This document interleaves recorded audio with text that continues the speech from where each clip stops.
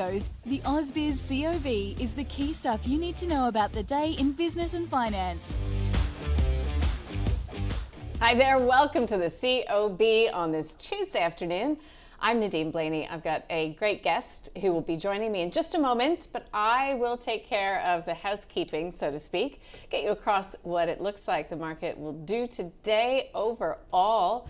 Not bad by the end of the session. So this is the CBOE Australia Index. So you can see really cratered down around that 1230 mark, but we've really picked up some steam heading into, the European Open, but also the US Open as well. I mean, that's quite a turnaround in the market. I'll ask my special guest why, to see if there is a reason. But what I can tell you is, as the last of the day's trades go through, the S&P ASX 200 is trying really hard to get into positive territory.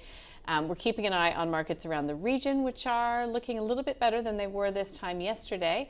And of course, we've got US futures, so NASDAQ futures turning around up by about 0.4%. So a crude awakening, so a biggest one-day spike in 6 years coming through today in relation to the instability in the Middle East and the US President Donald Trump calling himself and the US the guardians of the Strait of Hormuz. China's June crude oil imports fell year on year. Of course, oil and the price of oil is causing a lot of head scratching, a lot of deep thinking on what it will mean for the inflation outlook going forward. Light and Wonderful shares soared 7.5%, best performer actually, after it reaffirmed its FY26 guidance. Citi, for one, says that the update could ease investor concerns following recent share price weakness.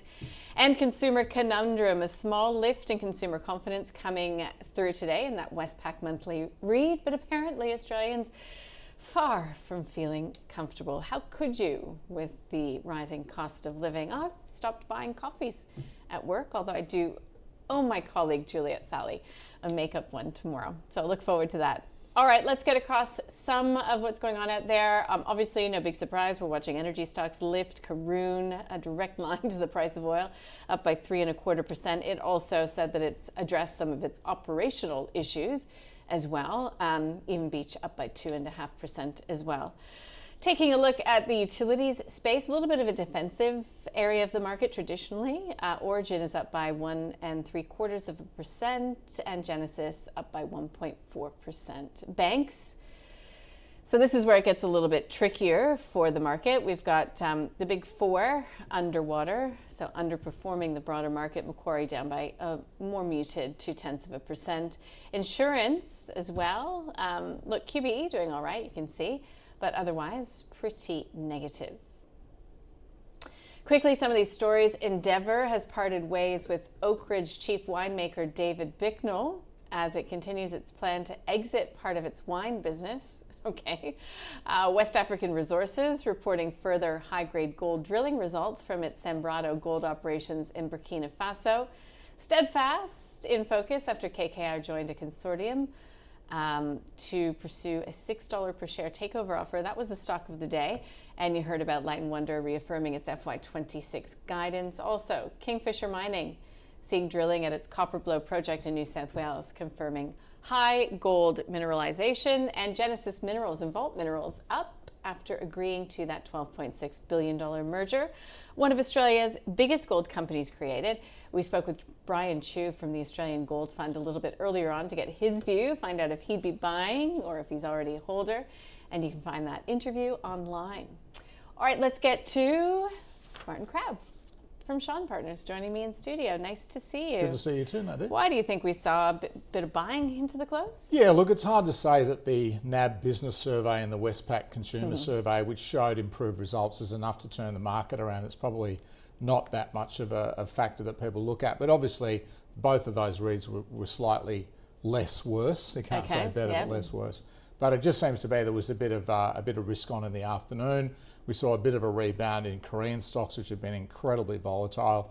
Chinese mainland market was up 1%. The dollar was moving a little bit higher, and commodity prices seem to be reasonably well bid. I think the market will shift its focus to US earnings because we see that really kick off in earnest tonight with JP Morgan and some of the other investment banks and the numbers are going to be amazing for US reporting. It's going, profits are going to be almost 30% higher than they were Q2 last year.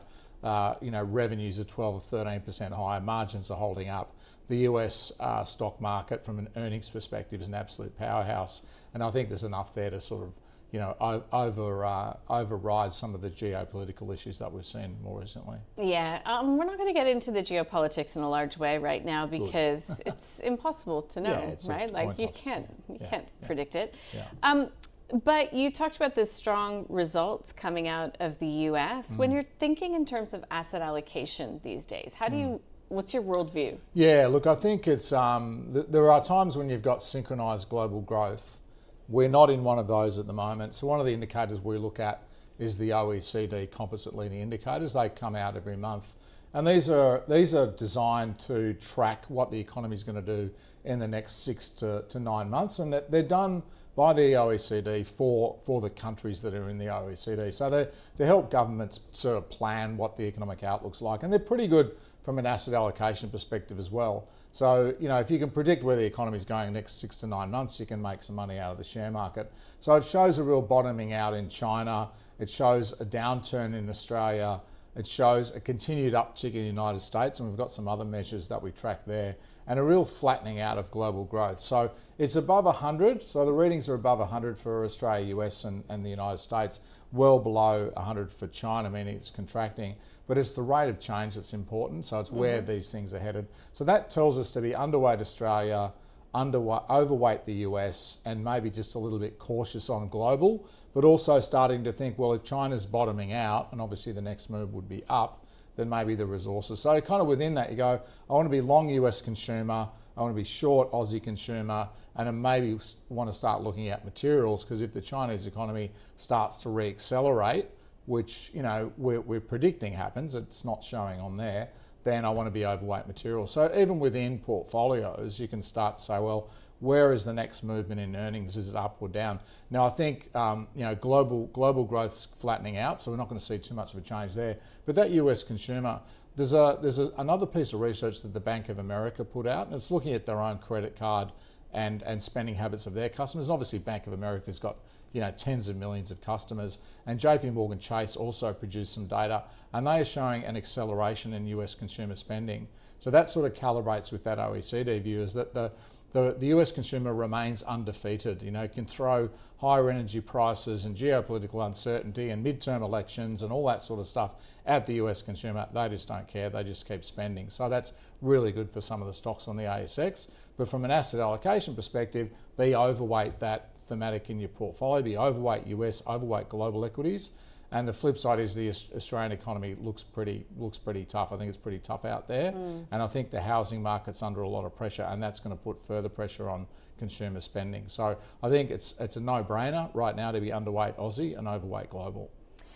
Really interesting, though, when you put it into context of some of the comments coming from Fed Speaker Waller, Fed Governor Waller, I should say. He said something, and I was sort of looking for the quote while you were talking about, you're not going to be able to just stare at inflation and watch it melt away in front of our eyes or something. Really warning that if you get a hot consumer inflation read now, it's going to make the FOMC's job more difficult and more likely to hike going forward. Yeah, well, the market's really moving around a lot on the expectations of what the next move in rates is in the US, and we can see that with the futures curve jumping around all over the place.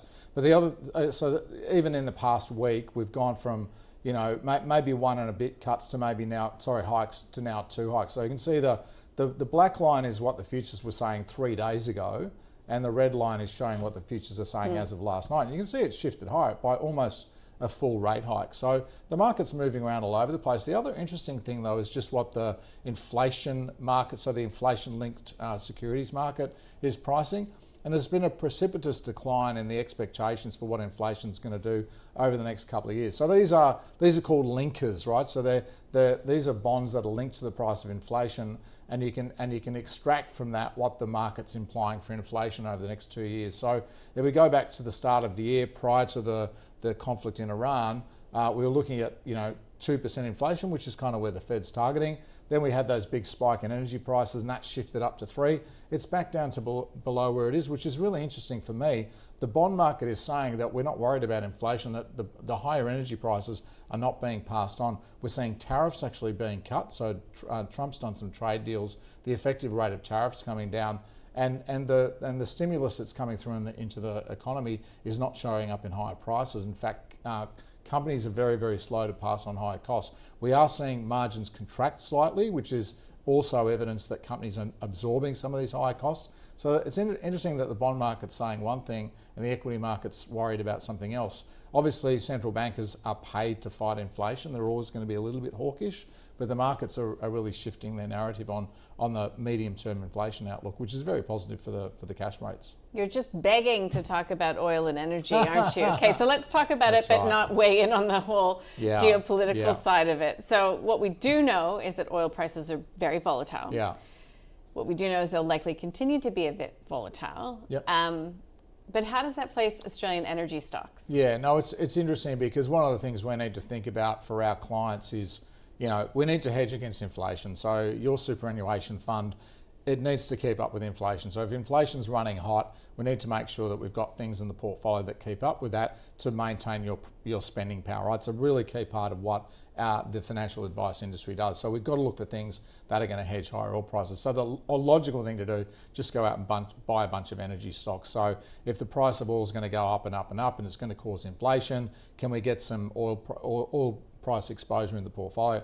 The problem with that is because of this ridiculous volatility and this news flow that's sort of so bipolar. 1 minute the strait's open, next minute it's closed, next minute it's ceasefire, next minute it's not. The market's almost got sick of the volatility in the oil price, and it's telling itself these prices are not sustainable. Either really low prices are not sustainable and the really high prices aren't sustainable. So we've seen a lot less volatility in the price of things. We've got Santos on there. You could use Beach or Karoon or Woodside. They're all kind of proxies for the same thing. And the share price volatility is almost disappeared relative to the oil price probability. So today's a good example. I think crude was up 8 or 9% last night, and Santos is up 1.5 today. So the correlation, if you like, between the two has come way down. Which another way to think about that is the market saying these prices aren't permanent. I can't price in $120 a barrel for Santos forever, and I also can't price in $65 a barrel. So as we're shifting in these volatile times, the energy stocks are no longer providing that hedge. So it's a challenge now for us. We need to find other ways to protect against inflation. So maybe we start trading the commodity itself. So I think you'll see more of that. I think commodity ETFs are one of the fastest growing areas because people are going, I can't get the hedge that I need from the stocks anymore. I need to go and buy the commodity itself. That's worth considering. Boy, your job's getting more and more difficult, isn't it? But fun and interesting and challenging, right? It's great. Yeah, same. Just a thought, only because Light & Wonder coming out and affirming its guidance has me thinking about earnings season that's around the corner here as well. Yeah. What's your gut telling you? My gut's telling me there'll be landmines. There are always landmines. There's some parts of the economy that are going really, really strongly. And I think, again, if I look back at what the macro is saying is that the Australian consumer is under a lot of pressure. I wouldn't be surprised if there's a couple of Aussie, consumer-related stocks that are maybe struggling a bit more than the market thinks they are. But conversely, I think anyone exposed to US or US consumer or capital spending is potentially got upside in it. So you saw, you talked about Light & Wonder today. That's a stock that, people were concerned about because of the US consumer. The fact that they came out and just reiterated guidance was enough. So I think there'll be a few of those situations. But, there's probably some pretty big index positions that have had significant movements, and I'm thinking here of CSL as one, where I think the risk is to the upside because the market's got so bearish. I could say the same about WiseTech and some of the other tech names. The market's got so bearish on the outlook that it's not going to take much for these things to pop. So I think one thing to look out at is where there's a really negative view priced into a stock, CSL, WiseTech, that investors might want to think about covering their underweights going into reporting season.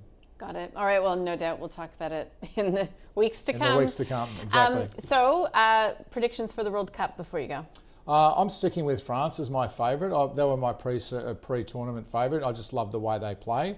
but don't rule out Argentina. All right, we'll be watching. Martin Crabb, Sean Partner, CIO. All right, stock of the day, as I said, was Steadfast. We spoke with Howard Coleman from Team Invest and Rudy Philippek Van Dyke from FN Arena. Take a listen.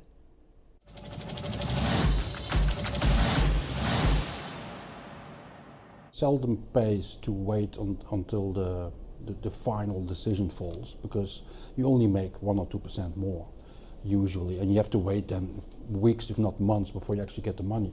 But in this case, you can wait if you want more. But obviously you also run the risk that if somehow it doesn't go through, then the share price will quickly lose at least $0.50, and that's quite a lot as well.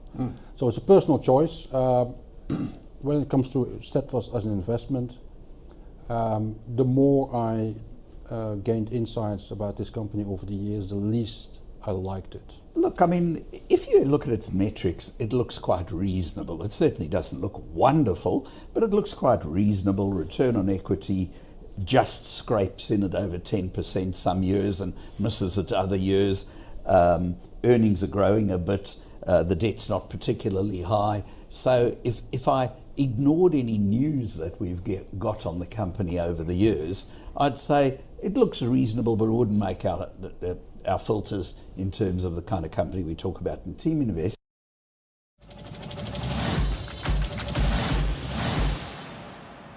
All right, let's take a look at some of these market leaders. To start, Light & Wonder, Karoon Energy, Domino's on the list today.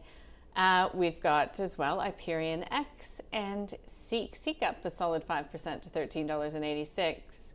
Flip side of that equation, we've got Kingsgate Consolidated. Second day in a row, it's being sold down heavily. Some operational, hiccups at its plant in Thailand. Silex System, Paladin, so all of those uranium names giving up some of the good stuff. And Metcash down by 4.2%. Had a note from RBC Capital ahead of reporting season, and it was picking Coles as an outperform over Woolworths on valuation ground. Just thought of that while I saw Metcash up there. Which of course reports out of season. New Murchison Gold doing well. Coronado as well, up by 7.8%. Flipping the page, taking a look at some of those that did not perform, and that would be Paradigm Biopharmaceuticals, down by 9% to 16 cents per share. So this is when we check what's on tonight. We've got that inflation read that I was just discussing with Martin Crabb. We also hear from Fed Chair Kevin Warsh. He's testifying in front of, I believe it's Congress. We hear from the BOE's Bailey and the ECB's Christine Lagarde, along with FOMC's Bowman. So we've got a lot of Fed speak and central bank speak. And as well, we've got the banks coming through in the U.S. to kick off reporting earnings season. JP Morgan, BOA, Goldman Sachs, and Citigroup tomorrow here. Well, not a lot happening, but we've got a few things on the global front, including a second quarter GDP read and industrial production coming from China. All right, here is a look at this market. Did the S&P ASX manage to finish in positive territory? It is exactly flat to end the session. Wow, you rarely see that. 8,808.5, which is exactly what I said around this time yesterday. So will be interesting to see what happens. Clearly, largely sentiment will be driven by what's coming out of the Middle East. The U.S. military, we know, has renewed strikes on Iran. Tankers have come under attack in the Strait of Hormuz. So that is a watching brief, but we'll also be watching tech with NASDAQ futures looking pretty good right now. And those earnings in the States will help set the tone. So there's going to be so much to talk about when we meet again. We're live from 9:45 tomorrow. Stay with us.